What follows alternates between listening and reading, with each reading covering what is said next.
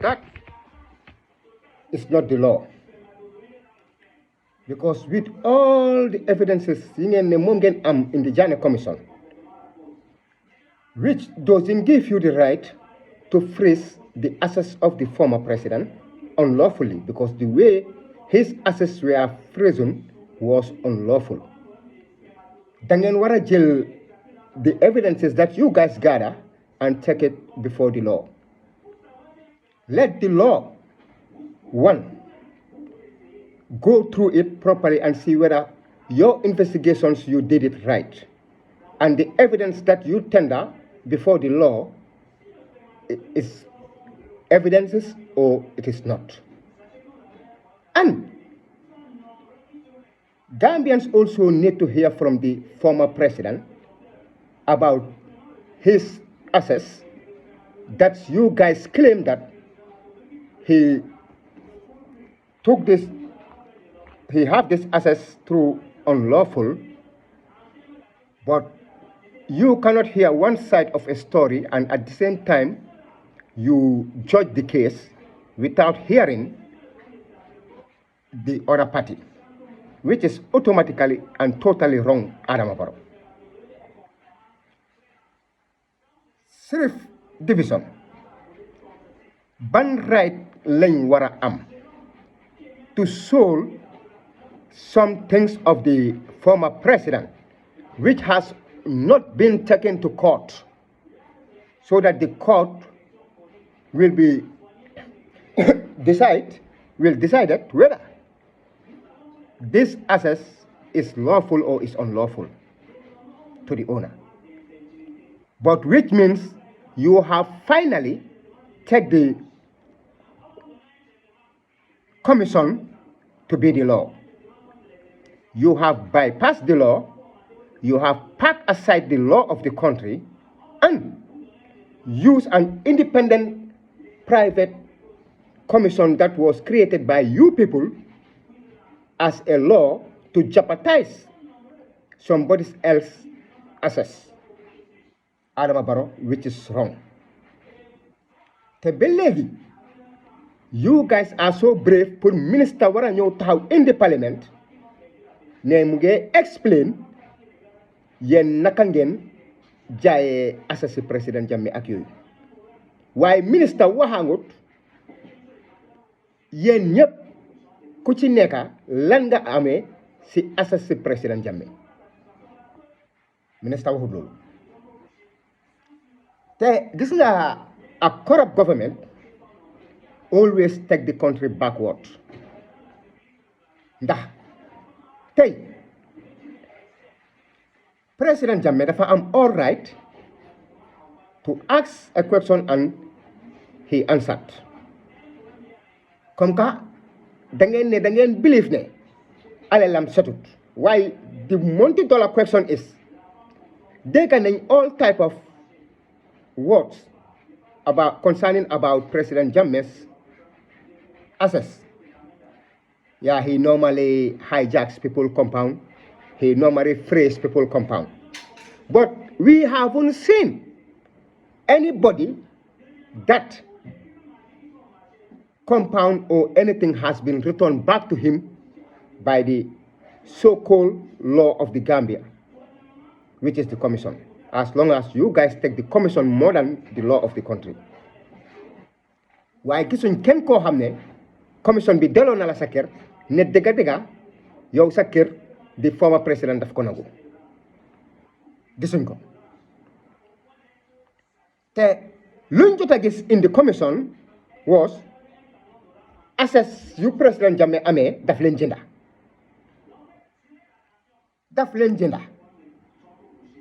It was well been said at the commission, even the port of the Gambia, there is a site in the port which was bought by the former president of this country, which was a family land that they sold, and the former president bought it. When the ports requested that the port is definitely too tight, they have no space, he gave them his own land that he bought from the family. to adjust the port. Is that not lovely? Is that not a good job? But you guys just jump with your commission, started arresting people's assets, freezing people's assets by using the powers of your own office. And nobody should talk about it. What you guys are doing today, if they did the same thing back to you people tomorrow, my friend, will you love it? I believe not. As long as you know that you won't love it, why should you do it to somebody else? Because he is not in the jurisdiction of the Gambia. All nasty words have been raised towards him, which he has no saying in all what you are saying.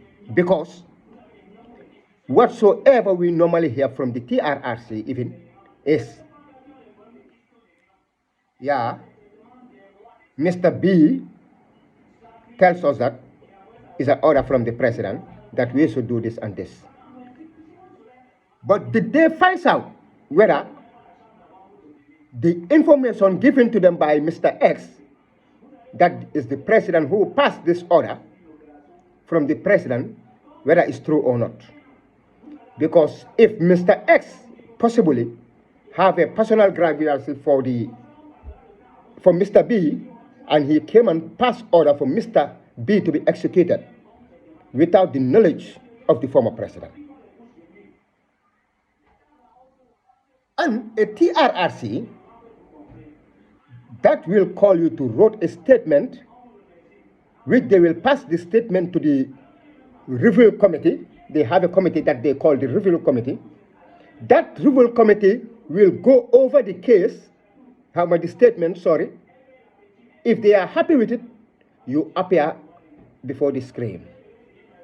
If they are not happy with it, they will give you a phone call to come back, let you guys see how to adjust the statement. According to when me myself was called at the TRRC, what I was told, until I refused to write any statement. Said, I will keep my opinion till the day of judgment. Anytime they want me to arrive before the TV, then I will give my statement. Let the entire Gambia and the entire world heard about my statement, what I have to say. But I am not comfortable into writing down any statement. We have a lot of things that went wrong in this country, that we absolutely need to figure out how to solve and how to end those nasty things happening in this country today. Because definitely, today, the entire Gambia are all crying over the ex-president. The entire Gambians all need the former president back home to rule this country again. The criminal activities is rampant in this country. If a police officer who is supposed to guide life and to save properties could turn to be a raper, if the Inspector General of Police and others are all been pointed finger into a drug field, why drug will not be rampant in the Gambia? Why drugs will not be rampant in the Gambia? Today, the Gambia has been turned into a drug barrel town. Recently, people are saying there were some drugs that has been held in the Brussels airport, which is absolutely from the Gambia. And when it is time to find out about those drugs, we lose 3 innocent police officers who were shot whilst performing their duties for the state in cold blood. If a drug baron from Guinea-Bissau, Pablo Escobar, could be liaising with our top-ranking officers in this country, until, as people said, the IGP have to be providing a security for that Pablo whose name has been mentioned in a drug cartel by the Gambian harassing PIU officers, because that's all what they are good of, which is to be harassing the Gambian citizens. And if that Pablo could be paying the Inspector General of Police, as we all had those audios, over 200,000 to his personal account for providing him the PIU officers to be securing his home. And that Pablo has also been mentioned that he have a business with the First Lady of the country. Also, today, if you look at the Gambia, everybody is crying for mercy. Everybody regrets why the former president left this country, why the former president was removed from this seat, because the smiling coast of the Gambia became a cowboy town today. Too much of killings. A state that you will requested for a permit to go out for a peaceful demonstration or protest, which they will grant you the permit, and next minute, guess what? The Gambia brutal intervention police force will be out, beating you people mercilessly, throwing tear gas onto you people in a very close range. You target somebody with a tear gas gun and raise the tear gun on the person.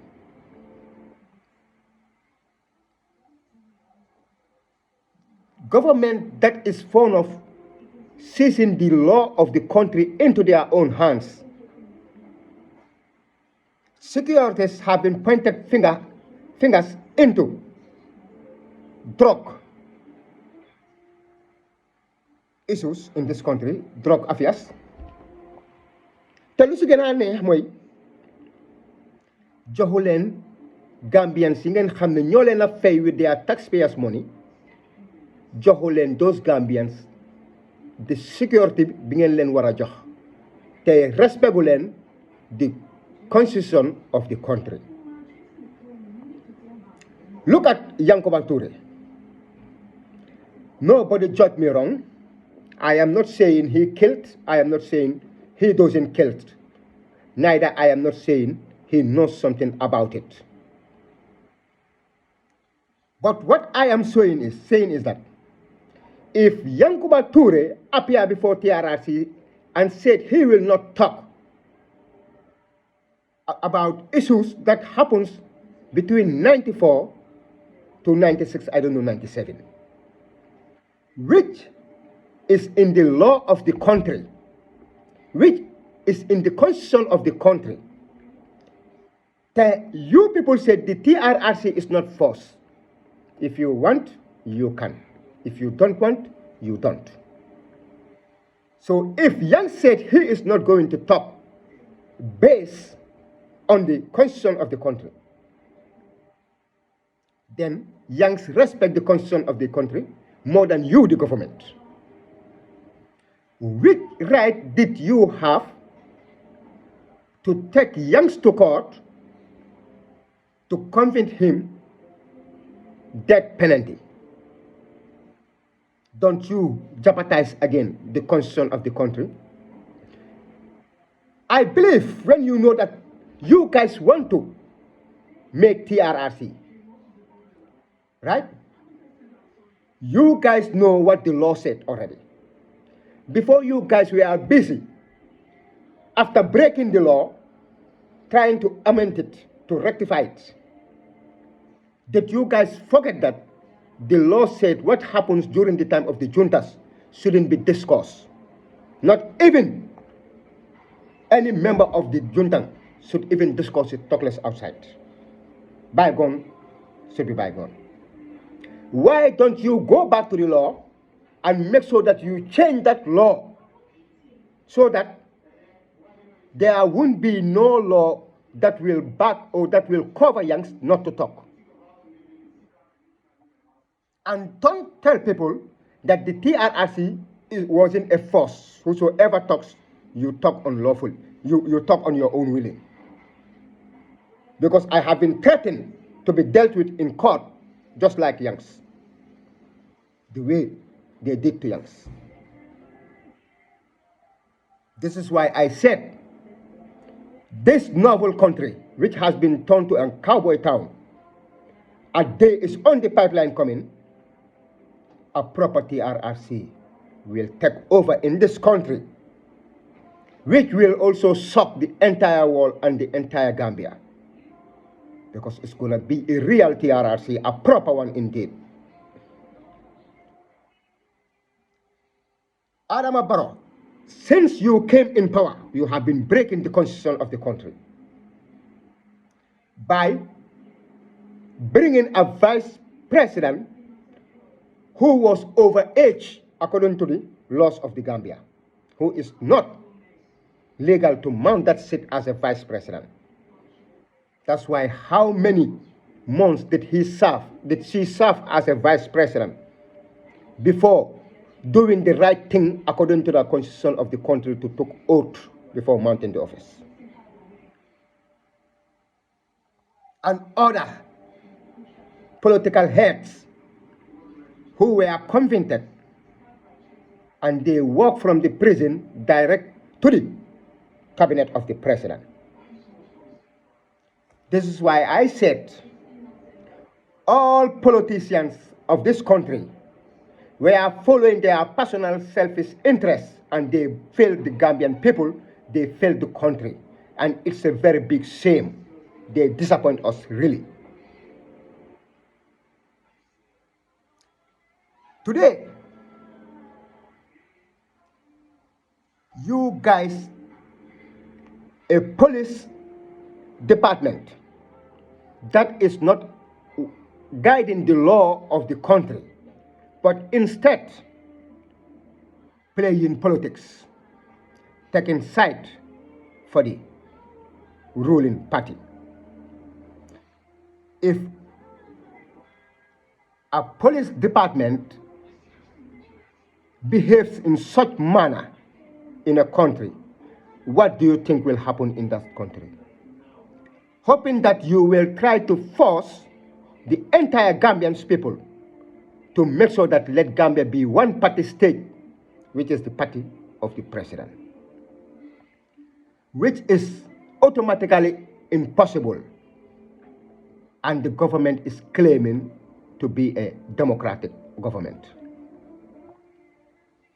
How many people have been killed in cold blood? The matter is under the carpet.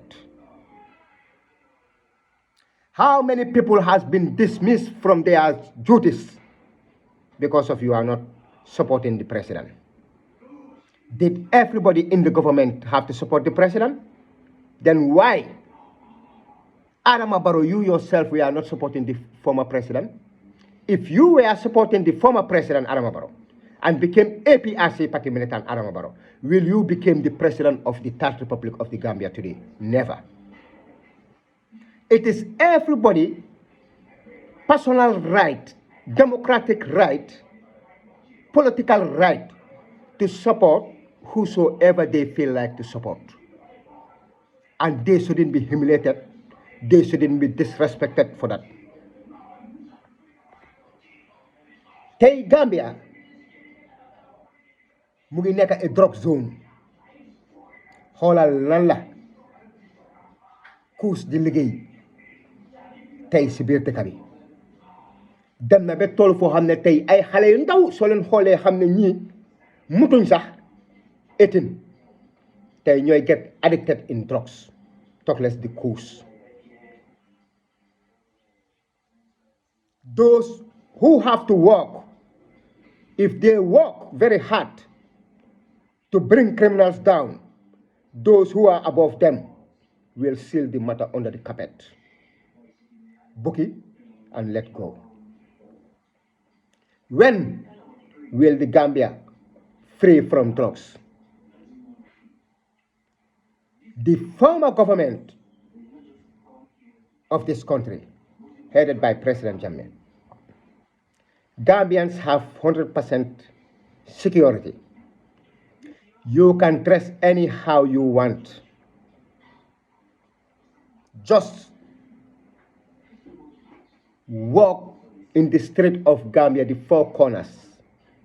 Nobody is there mad to touch you. A woman can walk late hours of the night alone with his bag and his mobile phone and everything. Nobody is mad to touch that person because it's not gonna take 24 hours to nail you down. But not today. If the police themselves are so brutal on the people just because of supporting a government, then what will the Gambian citizen do? What absolutely should we do? Xanaa ñu joy pour walo. Xanaa ñu joy pour walo. So jëlee ñoo xam ne they are not fit nga jox leen top ranking officers. Of course, xam nañ ne they cannot mount that office. Yow sa nguur rek lañ mën a mounté offices yooyu. Why do you think they will not do anything just to guide you? Even if you break the law, of course they will. If Interpol have to involve in an internal political issue of a political party, Interpol have to involve in a political internal matter party, which is we are going to support the president, which is Adama Barrow. The others said no, we are following the constitution of the party. The constitution doesn't allow it, so we are not going an inch. So those who said they are not going an inch became the enemy of the police today because they refused to support the president. But those who upset to break the constitution of the party and go and give a supporting hand to the ruling party, those are the friends of the security of the country. What type of police did we have in this country? We need to ask ourselves. Our life is always in threat because those who have to protect our lives, which is the police, are the people that is raping the people, are the people who will in turn play a game with the court that you claim to be the law of this country to interfere in people's marriage issues. And